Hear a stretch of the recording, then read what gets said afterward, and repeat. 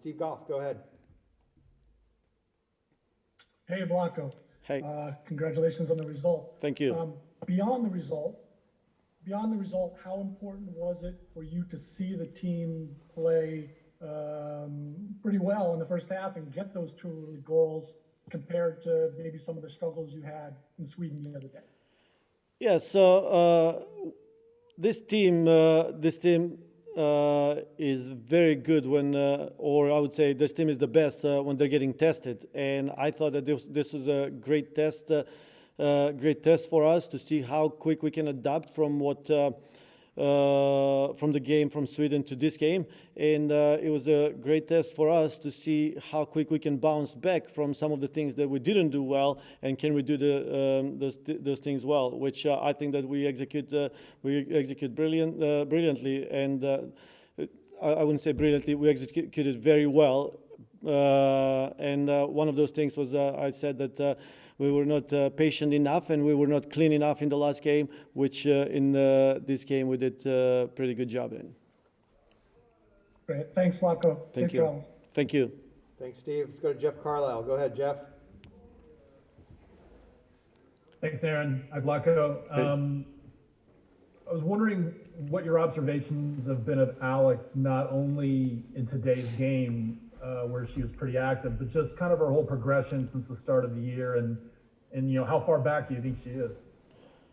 I mean, after looking at this game, I don't think she's back. Yeah, I mean, we win against a team, one of the best teams in the world, and 2-0, and she scores one and gets penalty kick on the other one. So that's a pretty big impact, a pretty good impact for any player on the team.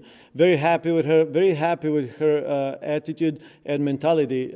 She came in as a sub couple of games, previous games, and was very good for us. Gave us a spark and helped us win a game or score a goal at least. And today, as a starter, I think that she executed her role very well. Besides the direct impact with assist and goal, she was also very involved in our build-up. She was able to hold the ball, bring the midfielders in the game, and release pressure for us. Thanks. Thank you. Thank you, Jeff. Seth Bertelny, you are up next. Go ahead, Seth.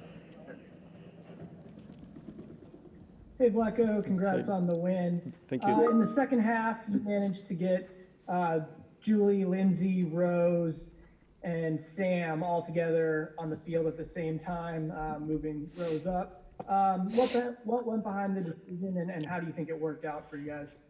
I mean, first, I think all four of them are incredible players, and as a coach, you wanna have the best players on the field in same time and trying to figure out. So I thought this was a great opportunity for us to try things against a very good team, to have all four of them, where Rose went up in the front line, but right as she went up, we saw her roaming in the middle, and we saw her all the way on the left, where she was a right forward with a very free role, I would say, role to overload the midfield and create 4v3 in the middle part of the field.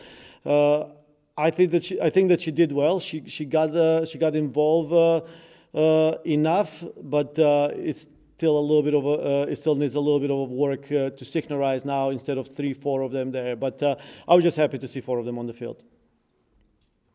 Thanks, Seth. Thank you. Yep. Julia Poe, go. Vlatko, thanks so much for the time and congrats on the win. Thank you. I wanted to follow up on Alex. I know that she said that in past games she felt like she was just kind of missing that last touch, that last little bit of confidence. From your perspective, where do you kind of think that she's at in terms of just that last little step to coming back? You know, very interesting. Obviously, we analyze not just every game that we play, but we analyze every practice. And in the last couple of practices, it's almost like she bumped it a notch, or was just a little more focused, a little more concentrated. And we as a staff, we were talking about how she got that killer instinct back, and with just a little space and time, she was scoring goals, which was very encouraging for us, and she showed it in the game tonight. Just a little space, little time, right foot, brilliant finish. So I'm very happy the way she's been progressing and where she's at this point of the preparation. Thanks, Julia.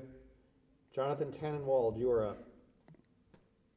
Thank you, Aaron, and thank you, Vlatko. Congratulations. Thank you. You mentioned that you played Rose as a right-sided wide forward for a spell there. Is your intent to stick with the 4-3-3 and fit players into it, or are you willing to try a 4-4-2 or a couple of other things? Absolutely not. We felt like that's what it works. But like I said, with inserting Rose as a right forward and her ability to come inside, we were trying to create overload in the middle with 4 midfielders. So we went at times in a 4-4-2, but offset 4-4-2, just to create different problems in the middle, and then find Sof on the left side, which we saw that in a couple of instances. Like I said, in order to do that, in order to make all of this happen, we have to work a little bit more. With one training, it's really hard to implement everything. If I can follow up real quick on that. Yep. With Smith on the left, and obviously not knowing who's going to Tokyo, and you have plenty of time to decide, but to give a player like that who's a more traditional 9 a little versatility, a little experience on the outside, how important is that? It is very, very important just to have a player like that on the field. For a young player to get minutes against one of the best teams in the world, I think it's extremely important. But Sof has been training on 7 and 11 more than 9, and we felt like that's where she's going to be able to perform better in this game, and that's why she went in that position. Thank you. Thank you. Yep. Alonso Contreras, you are up. Go ahead, Alonso.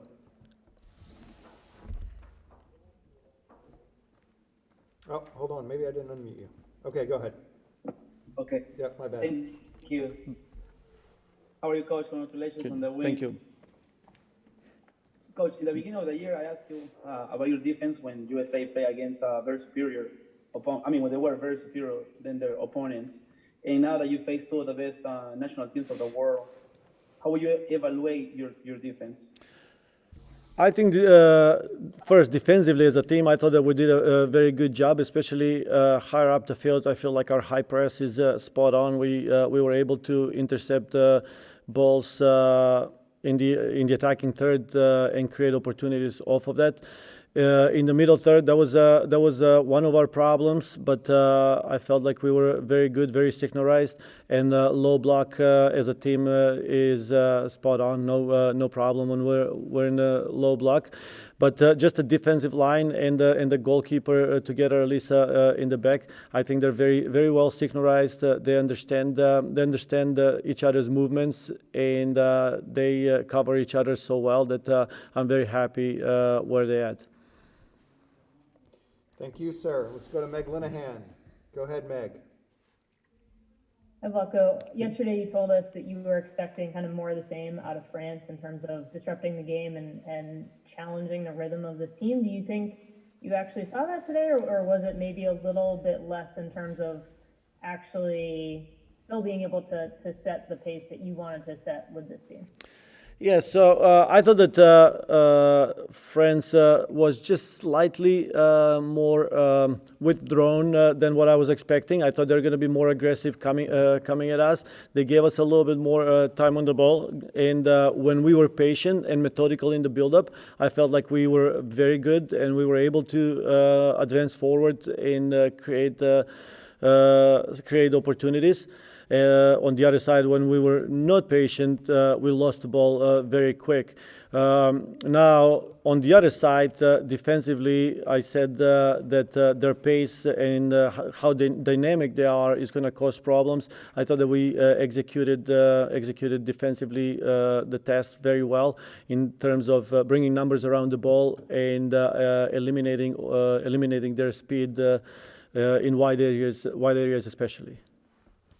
Perfect. Thank you, Vlatko. Thank you. Thanks, Meg. Last one for Vlatko goes to Grant Wiedenfeld, who is once again in the woods. Go ahead, Grant. Bonsoir, monsieur. Hey. With the players going back to their clubs, I was curious if you had any general message for them. And more importantly, are you an out-and-out Kansas City fan now for the NWSL? Oh. So I'll start with the second question first. Kansas City will always have a special place in my heart, and obviously for obvious reasons. But I wouldn't say that I'm out and out Kansas City fan. I'm a fan of the game of women's soccer. I'm a fan of NWSL and want to see all the teams doing good, especially the players that are on the U.S. Women's National Team. Now, my message to the player is very clear, and they know that.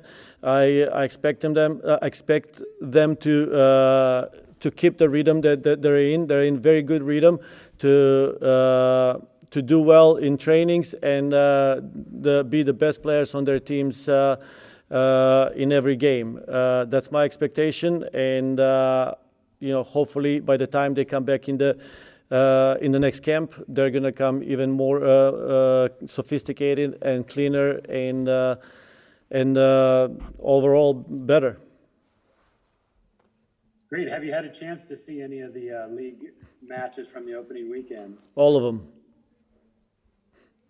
And we're gonna watch Gotham versus Orlando tonight. Julia, who are you gonna cheer for? I think we know the answer to that. I don't even need to unmute her.